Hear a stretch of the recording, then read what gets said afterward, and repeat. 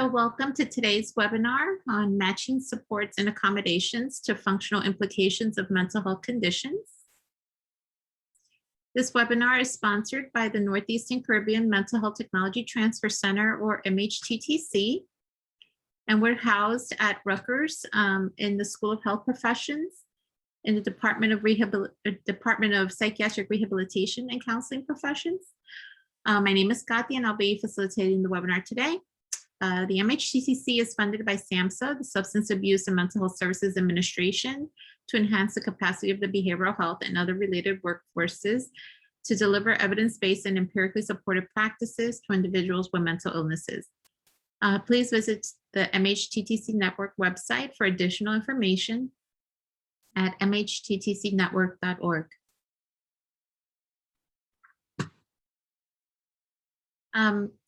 If you'd like to stay up to date with all of our training events and products, we ask that you subscribe to our email list. I will include the list that you see on the screen in the chat box.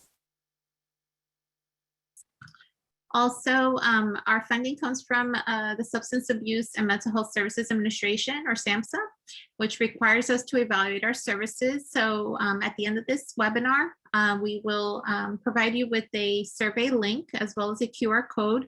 And we would appreciate that you complete this anonymous feedback since it will provide information to SAMHSA and assist us in planning future meetings, events, and programs. We also want to let you know that this webinar will be recorded and posted to our website along with the presentation slides in the next few days. This presentation was prepared for the Northeastern Caribbean Mental Health Technology Transfer Center under a cooperative agreement from the Substance Abuse and Mental Health Services Administration. All material appearing in this presentation, except that taken directly from copyrighted sources, is in the public domain and may be reproduced or copied without permission from SAMHSA or the authors. Citation of the source is appreciated. We ask that you not reproduce or distribute this presentation for a fee without specific written authorization from the Northeastern Caribbean Mental Health Technology Transfer Center. And as mentioned before, this presentation will be recorded and posted on our website. At the time of this presentation, Tom Coder served as Acting Assistant Secretary for the Mental Health and Substance Use at SAMHSA. The opinions expressed herein are the views of the speakers and do not reflect the official position of the Department of Health and Human Services, or SAMHSA. No official support or endorsement of DHHS, SAMHSA, for the opinions described in this presentation is intended or should be inferred. So today's webinar will be interactive. You may use the chat box or the Q&A function that you see at the bottom of the screen. Throughout the webinar, our presenter may ask for your participation, and you can use the chat box to directly type to our presenter. And also we ask that you see that if you would like to change the audience on the chat box to either panelists or panelists and attendees, you have that option. The MHTTC network uses affirming, respectful, and recovery-oriented language in all activities. This includes language that is strengths-based and hopeful, including and accepting of diverse cultures, genders, perspectives, and experiences, language that is healing-centered and trauma-responsive, language that invites individuals to participate in their own journeys, language that is person-first and free of labels, non-judgmental and avoids assumptions, language that is respectful, clear, and understandable, and consistent with our actions, policies, and products. So today we have Joanie Dolce. Joanie is an assistant professor in the Department of Psychiatric Rehabilitation and Counseling Professions. Joanie has several years of experience working in the behavioral healthcare settings, namely supported employment. She teaches courses in the department's undergraduate program, as well as training and technical assistance to behavioral healthcare providers. Her research interests include staff training and employment services. She presents nationally on the topic of employment services and is listed as a Society of Human Resource Management recommended speaker on the topic of creating workplaces that support mental health.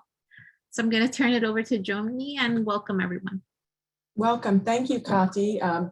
So welcome back if you've been joining us for the last few sessions where we went from describing and talking about different symptoms and features of some of the major mental health conditions.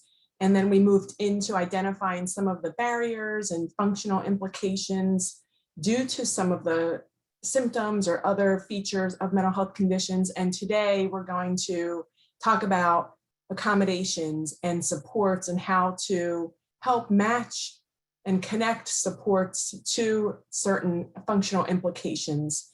So before we go on, just to look at our objectives pretty closely, we're going to define accommodations, really explore what they look like, applying those supports, and then also look at some resources to help in identifying and requesting accommodations. Some of the resources that we go over today, we may not be able to go into great detail, but I will provide links to different resources, links to a recording, a video of an actual request for accommodations that is too lengthy for a 1-hour webinar, but certainly something that's helpful for you to view outside of the webinar. But we will touch briefly on that requesting accommodations content and topic area. Kati, you can advance. So a brief review, we're again, talked about some of those areas related to mental health conditions and features of certain mental health conditions. We went over schizophrenia and some of the symptoms related to schizophrenia, such as hallucinations, delusions, negative symptoms. As you recall, some of those negative symptoms related to individuals' diminished abilities or blunted affect, such as people may have flat speaking or dull, disconnected way of speaking. There may be some emotional disconnectedness. People may have what's called anhedonia, so decreased pleasure in different activities. Oftentimes the negative symptoms are what we might see when we're working with individuals that the medications oftentimes or may not always address or assist with.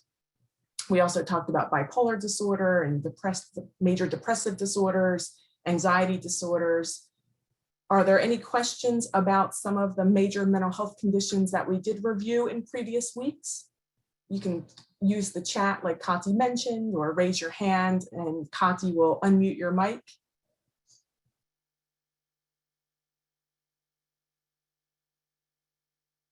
How about any questions about how to assess and identify specific barriers or functional implications of the mental health condition or symptoms related to the mental health condition? Please feel free to use the Q&A or the chat box or raise your hand and Kati will unmute your mic if you have any questions throughout, but we'll go on to the next slide.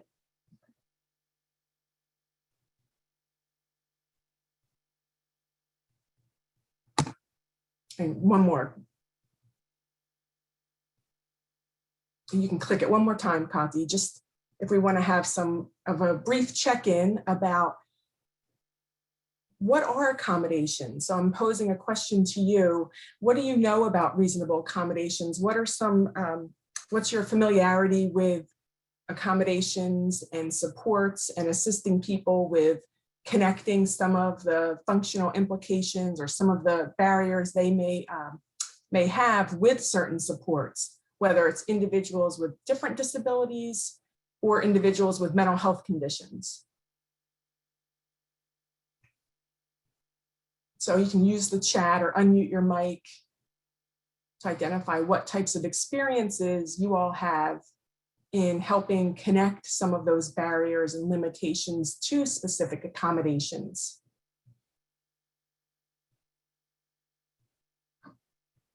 And Kati, if you could kind of review what's in the chat, if anything is coming in, that would be great.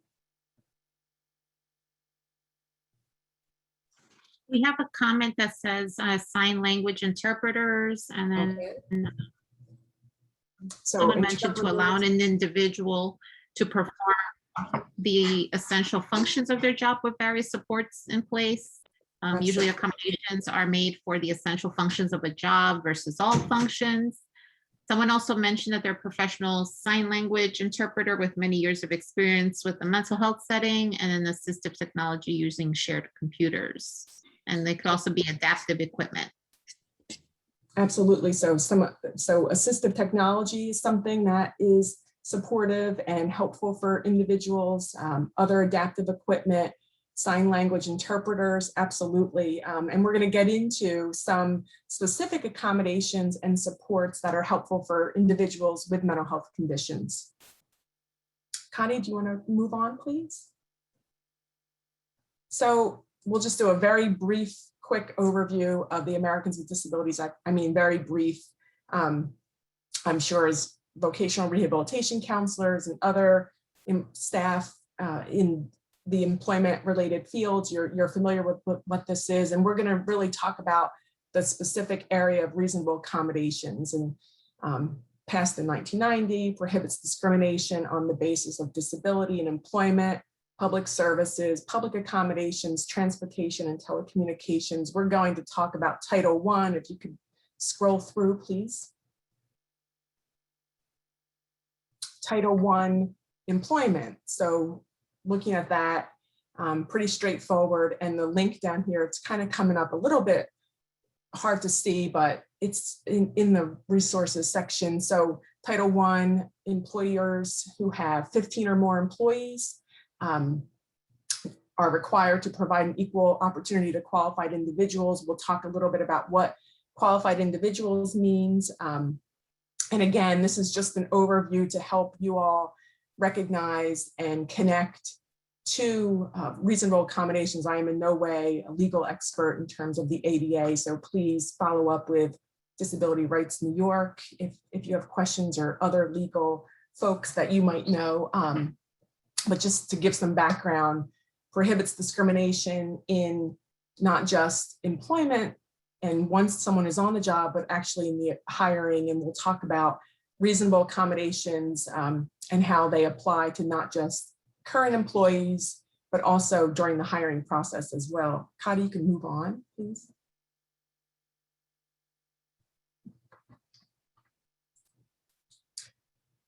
Again, just sort of continuing to just peek at the ADA and just two titles that are also probably relevant for many of the work that you do. Title II, looking at government activities and state and local activities, including public colleges and universities.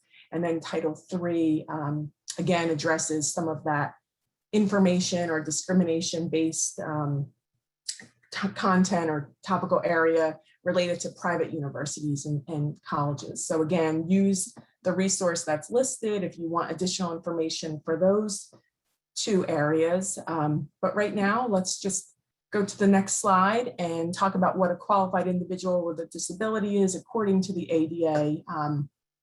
It's a person who has the skills, experience, education, and other job-related requirements to perform those essential functions. So someone wrote in the chat about the essential functions of the job or education program if you're helping someone in terms of school, with or without accommodations. So essential functions are those tasks that are primary to the job or school program.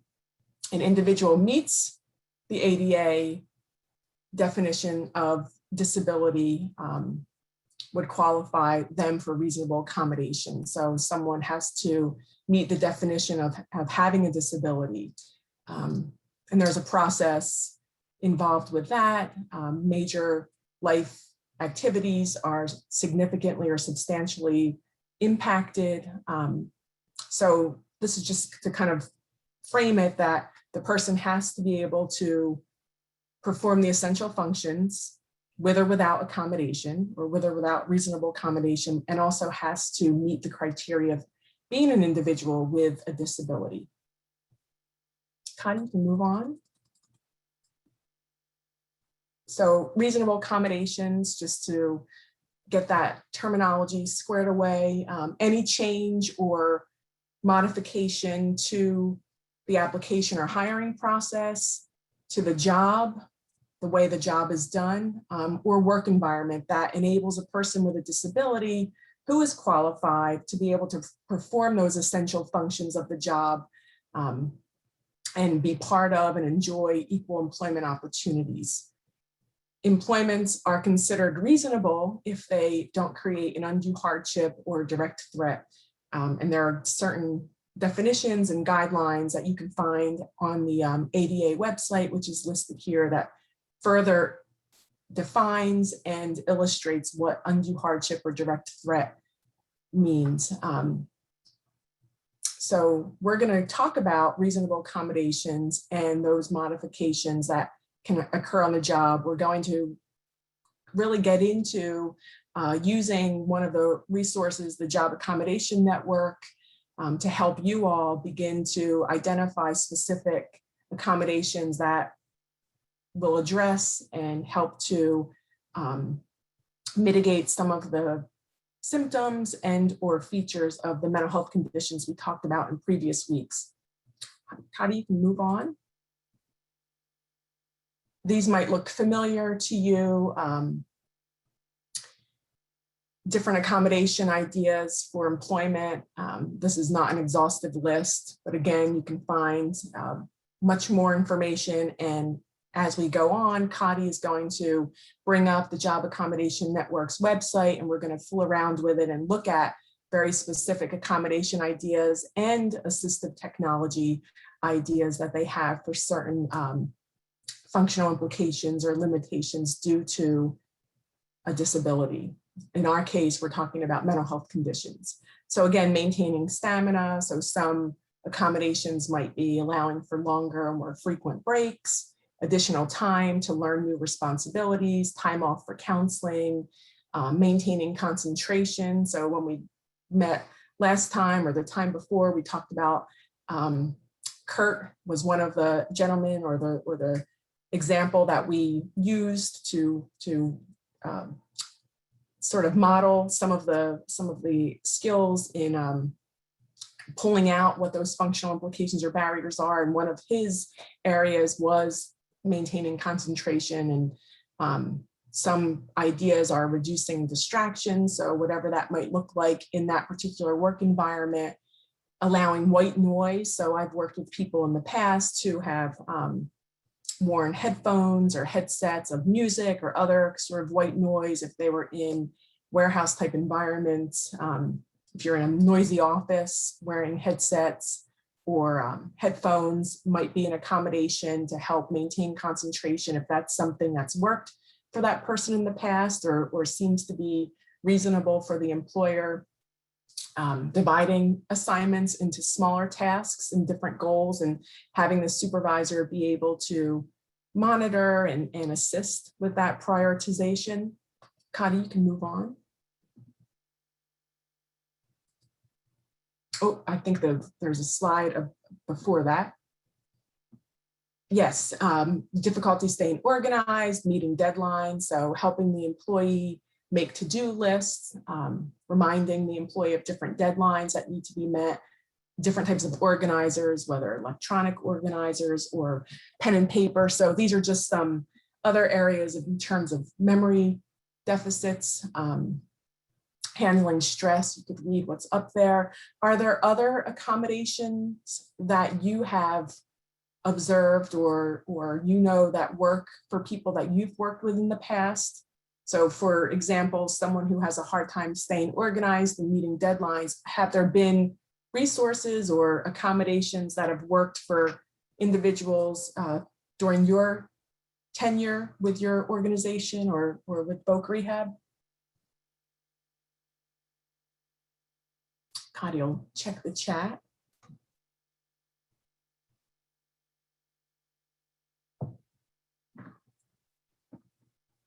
Is anything coming in, Kati?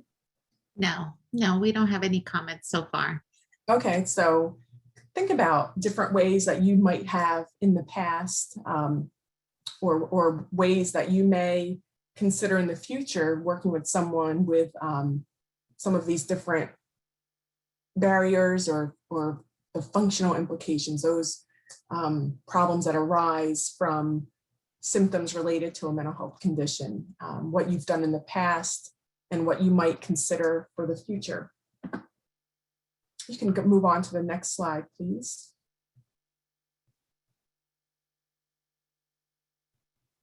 Okay.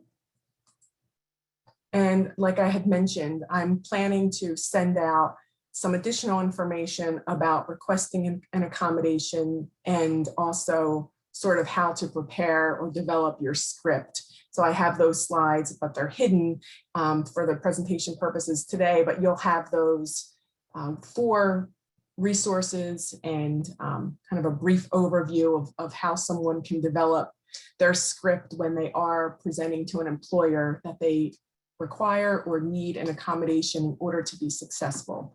The additional resource will also touch on when to disclose, to whom, what to disclose, and how, to help you equip individuals that you're working with those skills and what's needed when they do meet with an employer. And what Kadi has up right now are just, again, some resources from the Job Accommodation Network with very specific and detailed information about how to request, what the letter should look like, or it kind of gives you some suggestions, pointers, practical guide, and then an employee accommodation inquiry letter that could be helpful for you to look at and explore with individuals you're working with. So let's move into looking, at the next slide, please, at different accommodations and looking at how to connect what we've been talking about the last few weeks with certain resources and accommodations. And just to reiterate, accommodations eliminate those barriers that are caused by the disability.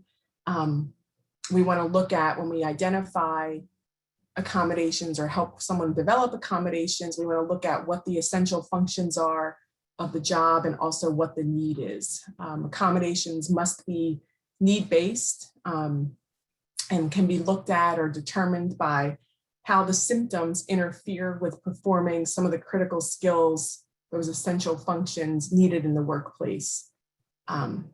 Again, workers need to perform the essential functions of the job.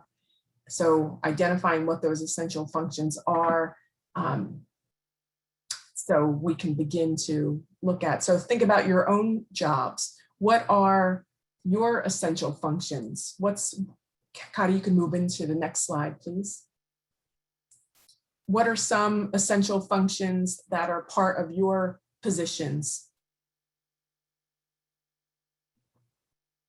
If you could use the chat or unmute your mic and just give us a couple of examples of essential functions.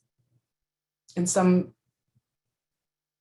definition of what that looks like is they're really those tasks or duties that must be performed in order for the job to exist.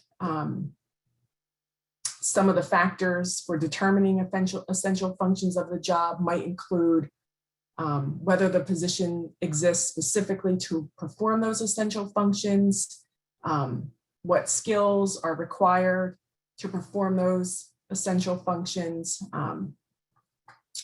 They're really something that can't be modified, but the employee can request accommodations to help them be able to perform those essential functions.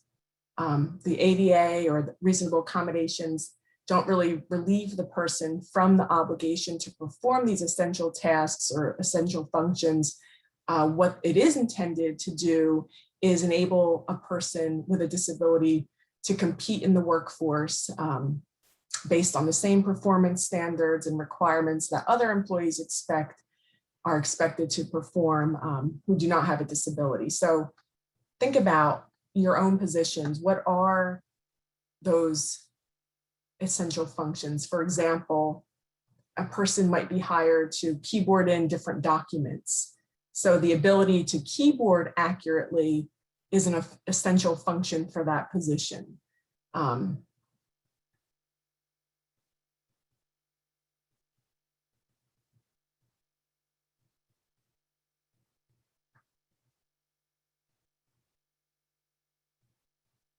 looking at the job description is helpful when you're helping to pull out or tease out what the essential functions are. Sometimes job descriptions will even give you, will actually state essential functions, and then non-essential functions of the job might also be listed. So that in employees or potential employees, job description could also give you some ideas of what might be essential functions.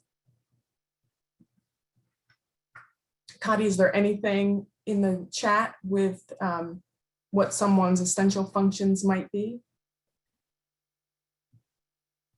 So some people have shared a few things: the ability to communicate clearly, both verbal, written, explaining information clearly, organizational skills for various work tasks, case management, understanding and following policies, maintaining confidentiality, requesting a sign language interpreter. Good case management skills is essential as a vocational counselor. Budget management. And it's essential to understand your agency's policies and procedures. Okay, thank you.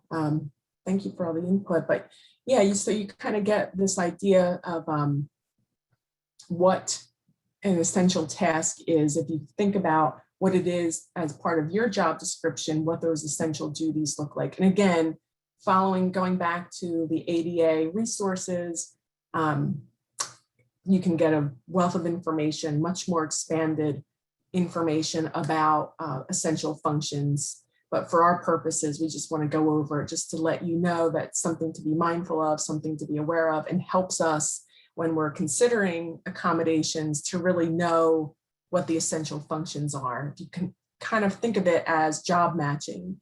So you're helping the person kind of identify what some of their skills, strengths, and possible barriers are, and then what the employers expect from the employee. So you can look at the job description to pull out these essential job functions, but also there are certainly other parts of the job match that you want to look at, work culture and so on. But for these purposes, we're really just looking at the position. Kati, you can move on. So we're really looking at connecting the employment implication or barrier to accommodations and supports. And we're going to use that same worksheet that we used last week to help with that connection, to help us really look at. Again, you can move on to the next slide, Kati. A brief overview of how to assess the employment implications of mental health symptoms. So really looking in that first box up here to the left, what is the person's daily functioning? How is it affected by the presence of a mental health condition? What barriers does that cause? So we talked about how barriers are might be caused due to some of the mental health condition, symptoms related to the mental health condition. Is there a medication or treatment that has side effects? Are those side effects impacting the person's functioning? How do these limitations affect the person's ability to perform in the employment environment? So again, someone may have barriers or have different features or symptoms of a mental health condition, and in one environment that might affect the person. So maybe at home, the person doesn't really want to communicate with roommates or family, or doesn't keep things very organized, whatever it might be. And then in the work environment, maybe that's not an issue.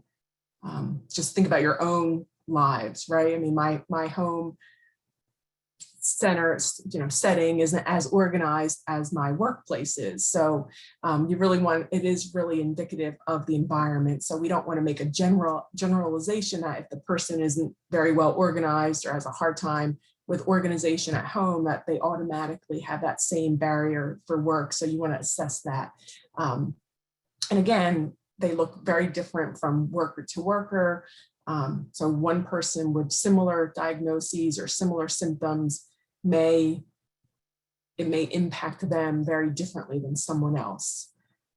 Any questions about our couple of weeks ago when we talked about assessing employment implications and what that looks like. Because today we're going to kind of fill in that last column that we introduced you all to in previous weeks, and what are those supports that help to address any of those barriers. Any questions, Kadi, before I move on? I don't see any in the chat. Great. So you can move on to the next slide. So this is what we reviewed last week. The mental health condition was just an example, schizophrenia. We looked at some of the symptoms that are related to schizophrenia, some of those negative symptoms, diminished emotional expression, diminished speech. We looked at how that impacts the person, specifically in the work environment. Maybe interacting with others is a barrier, or some sort of functional impact of that particular symptom. We also looked at a symptom of disorganized thinking. Maybe someone had disorganized thinking, or unable to maintain that organized way of speaking, and that may, or understanding what's happening that could have impacted the person on the job and their ability to understand the job tasks or following instructions. So let's look closely at some of these possible accommodations or supports for the person. And the support might be a natural support. The support might be a more informal or self accommodation, if you will. So for example, if someone is working on a job and the job has a general policy that flexible scheduling is okay, and people utilize that policy for childcare purposes or other transportation purposes, working from home might be another policy that's more general for all employees. An employee with a mental health condition may be able to access that support without going through the accommodation process. But it's always important to check with maybe the folks at Disability Rights New York, or even individuals within your own agency, just to see if it's worth exploring the more formal accommodation approach, going through the ADA and requesting it in a formal manner. But there are other supports that people might be able to put into place that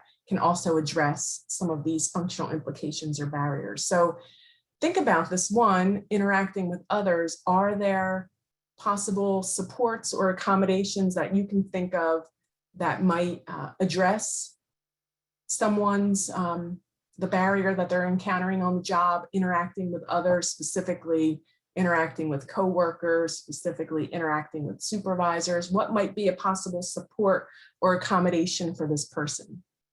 You can use the chat or unmute your mic.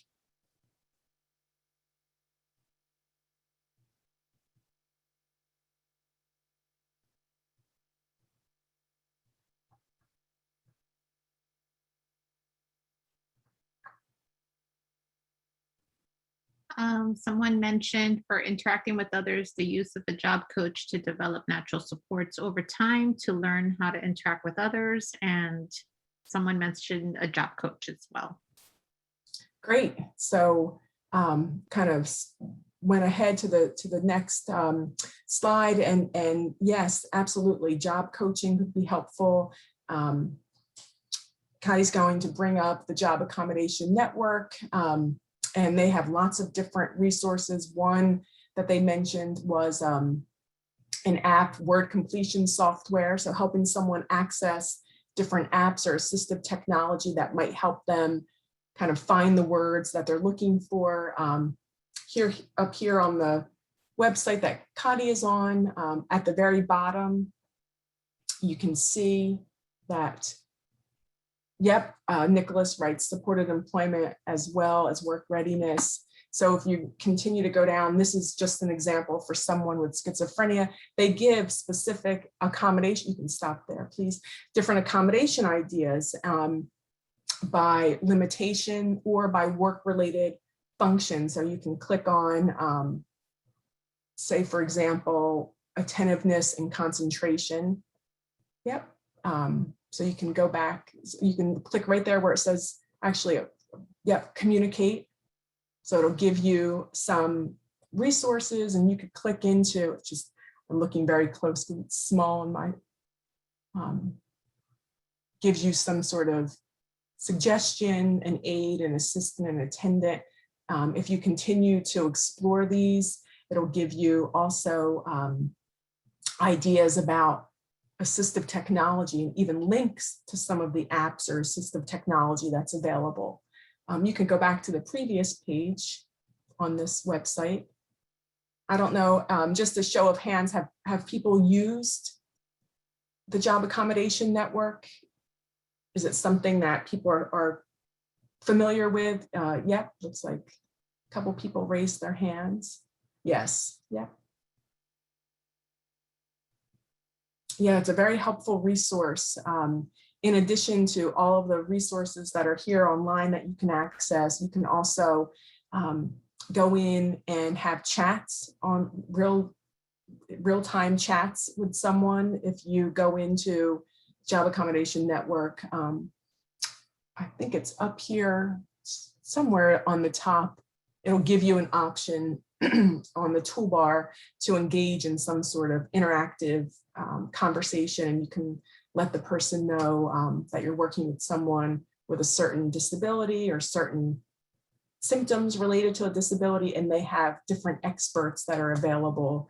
For example, I taught a class on supported employment, and we had students as one of the assignments go in and have a chat with the online resource person who has an expertise in mental health conditions, and that person provided a wealth of information. That person was very generous with their time, and they actually said, we want people to use our service, so please, please use that. So if you are considering reaching out to the Job Accommodation Network, I would suggest doing so. They have wealth of information, very attentive.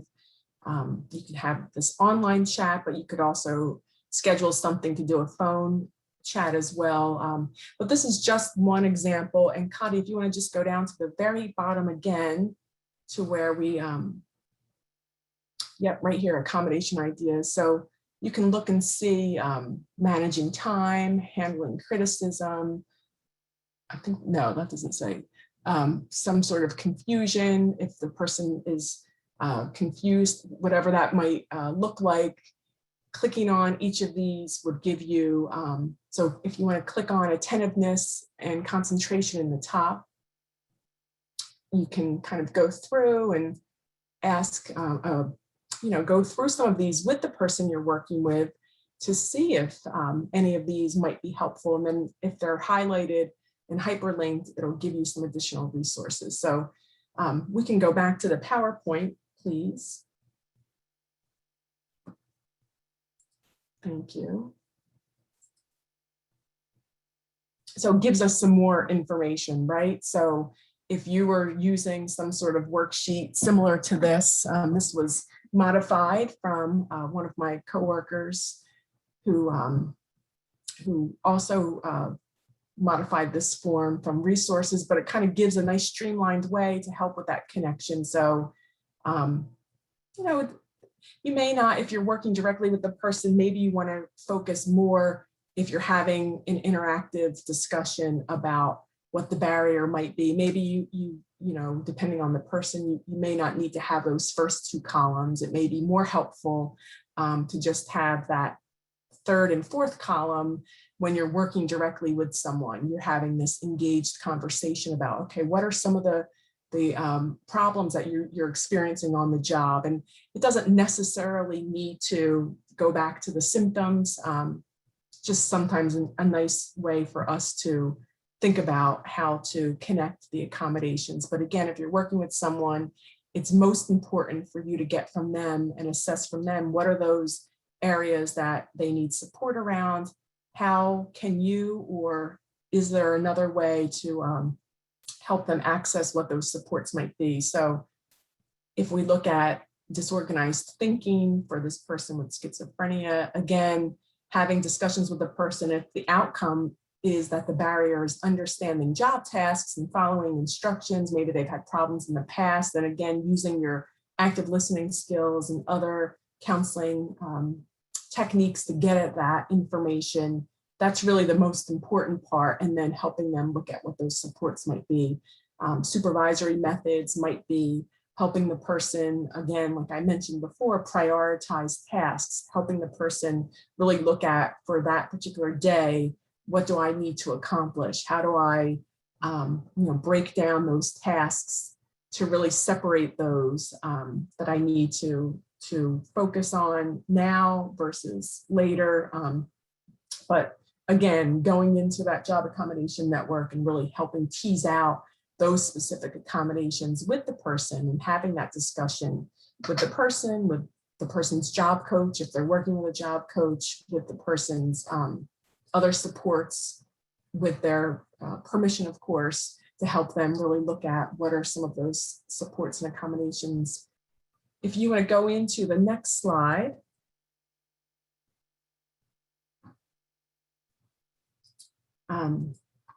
Taking a closer look. Helping, so let's think about the person we worked with or the example that we looked at last week, Kurt.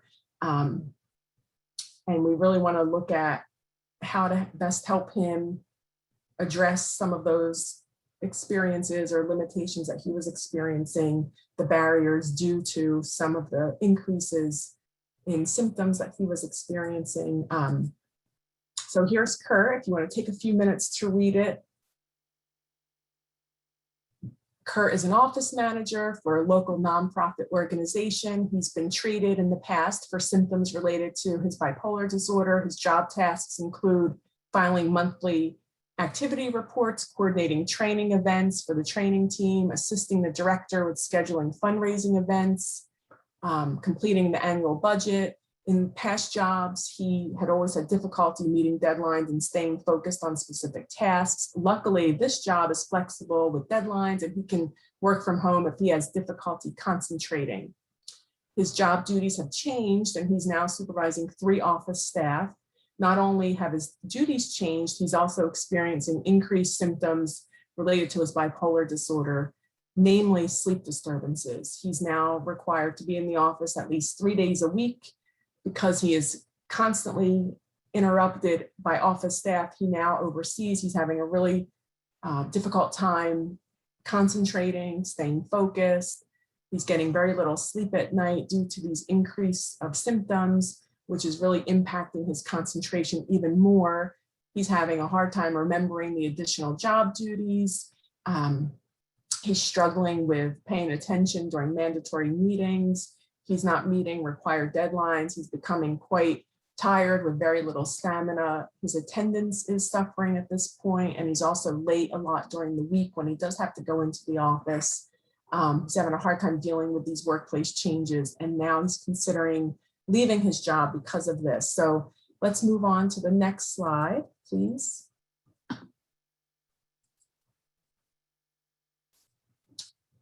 So, Kurt's mental health condition is bipolar disorder, right? We talked about what his symptoms are that he's experiencing. I added a couple of new ones into this week. I don't know if you caught those, but one new symptom is the sleep disturbance that he's having, or one feature of his bipolar disorder right now that he's currently experiencing is this disturbing of his sleep. And then the functional implications, we'll move on to the next slide to talk about what these look like if we use this worksheet. So Kurt's mental health condition is bipolar disorder, distractibility, inability to concentrate, can't complete tasks or his work on time. So what are some possible supports or accommodations for Kurt? So if you were to think about these barriers and the impact of these two symptoms right now that he's experiencing that we have listed here. His distractibility, he can't complete his work on time. It looks like someone in the chat, Rebecca, is identifying delegating duties among coworkers. Okay, so seeing if that's something that would be reasonable to request of the employer to delegate different duties among coworkers. Maybe there are duties that Kurt could even take off of some coworkers if he's able to, and maybe you know, it's not necessarily the amount of work. Maybe for him, it's more the types of work or just having the other environmental impacts. Jesse writes, providing an environment with limited distractions. What does that look like, Jesse? What would that type of environment be? Okay, Corinda writes, set a time that he has to complete reports without staff interruption. So having that supervisor be able to designate a time during the day or during the week that he's able to complete those reports, absolutely. So Jesse followed up with secluded in an office where he's able to focus on the task. Yep, so there might be an office available that he's able to use during that time of the day that Corinda is mentioning for him to be able to complete those tasks. Robert mentions using some form of electronic scheduling system to provide reminders of upcoming tasks, having the ability to close his door when his tasks need to be completed without interruptions. Absolutely. So again, that work culture, making sure that there's that ability for him to close the door without coworkers thinking differently about him. So there might be some discussions or some talk with the team about why he might be closing his door, and it could be, doesn't have to go into full detail about why, but somehow so it doesn't look like he's that they're perceiving him in any certain way. Coaching supports, utilizing monthly calendars, absolutely. Many of us are finding that we are accomplishing more at home due to less distractions. Yes, so now the last year and a half almost, or just about getting near that, has really taught us as a community that we are that there are these kind of flexible schedules and accommodations that are helping and are working, almost sort of like normalizing, if you will. I don't like to use that term, but normalizing some of these types of accommodations that are that were typically not being accessed by others in the work setting. Nicholas writes, see if he has had a discussion with his medical care provider regarding medication and medication management.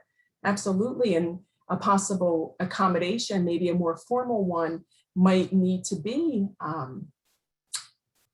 study if he's unable to kind of self-accommodate or find a time with his provider or therapist to meet, he may need to adjust his schedule or take some time off from work, and that may be a possible accommodation. Counseling, stress management, absolutely, those are all great suggestions. So let's move on to that. Let's again, using some of the resources from the Job Accommodation Network, I think will be really useful when you are helping someone go through these determining accommodations. As we saw from Kurt, we just pulled out a couple of different barriers that are related to some of the symptoms he's experiencing. Just to summarize, because we have about a few minutes left, we looked at those accommodations, we looked at reasonable accommodations, identified some of those supports that would help address some of those functional implications or barriers that people experience. Again, encouraging you all to use the Job Accommodation Network to get more detailed information and more specific information based on individuals that you're working with, helping individuals themselves contact the Job Accommodation Network if possible, and kind of encouraging people to get that information or working alongside of you, however that might look like. So we can move on to the preparation work before next week, which is looking at this topic and really helping to use some applied experiences, helping you all to bring in actual examples that you're working with. So coming in, being prepared to discuss an individual you're working with now, or maybe someone you've worked with in the past that you could really use some support around how to apply some of these resources that we just talked about. So we gave a lot of information today about the accommodations process and about the support planning process. Next week, we'll apply that with some actual individuals that you're working with.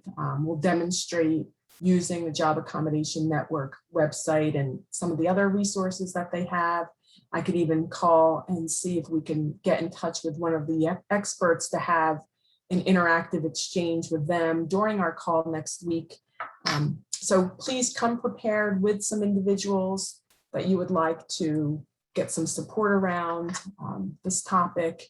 If you have specific barriers that they're encountering, that you're just having a hard time figuring out what types of supports might work, please consider all of those to be open for discussion next week.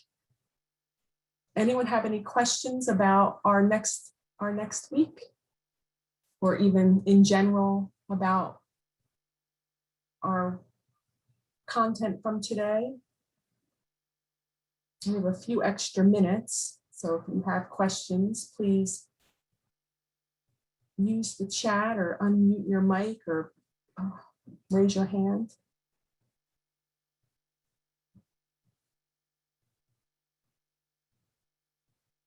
I'll wait a minute or so.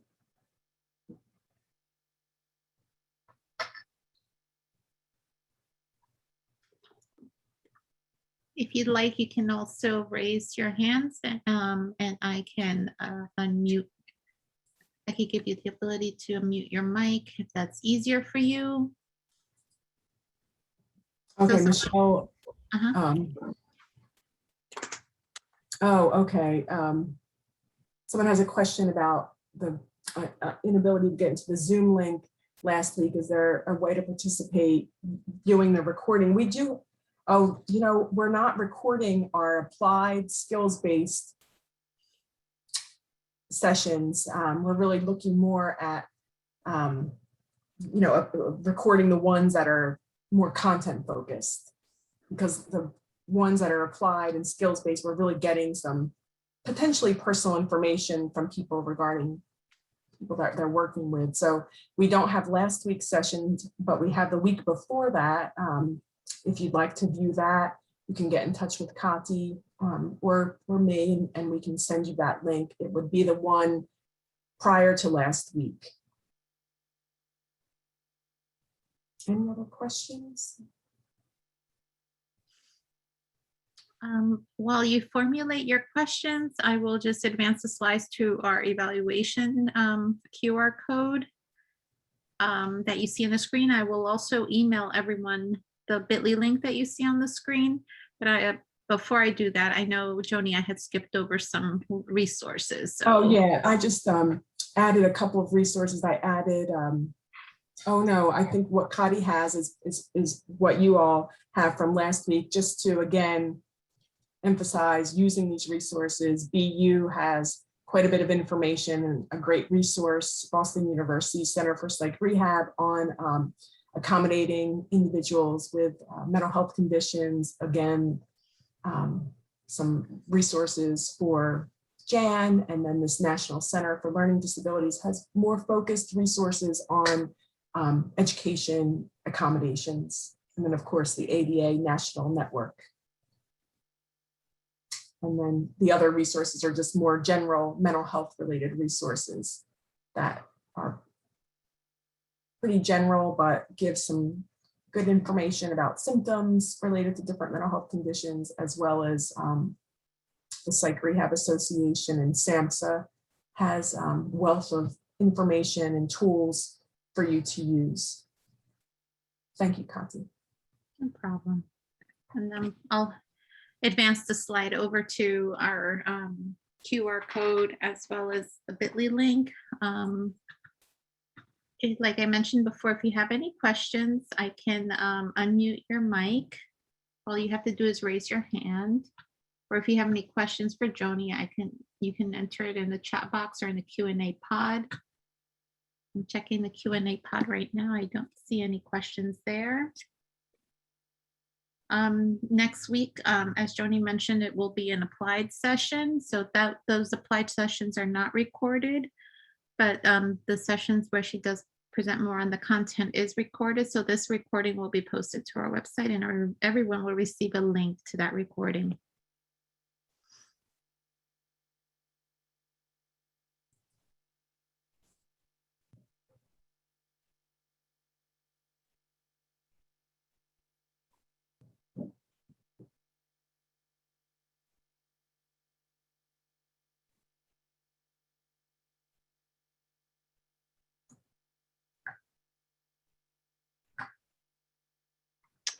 So I think if we don't have any further questions, again, I will email everyone a link to our evaluation.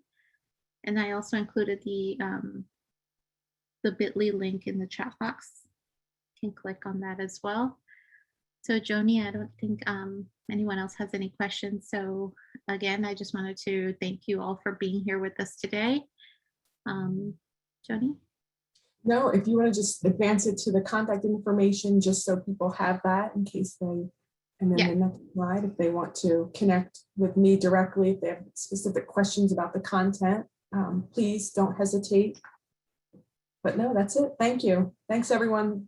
See you next week. Thank you, everyone. See you next week.